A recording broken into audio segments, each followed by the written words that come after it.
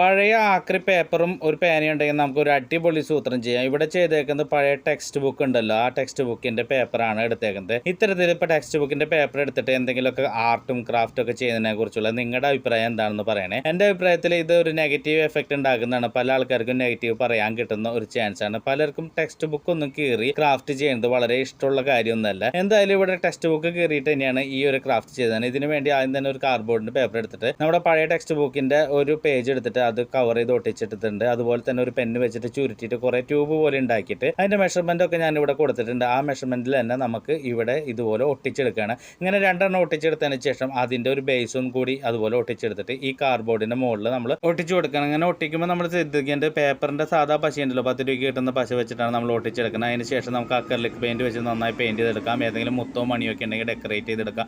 ഈ pen holder നിങ്ങൾക്ക് ഇഷ്ടപ്പെട്ടു എന്നുണ്ടെങ്കിൽ എന്തായാലും ലൈക്ക് ചെയ്യാനും കമന്റ് ചെയ്യാനും മറക്കല്ലേ.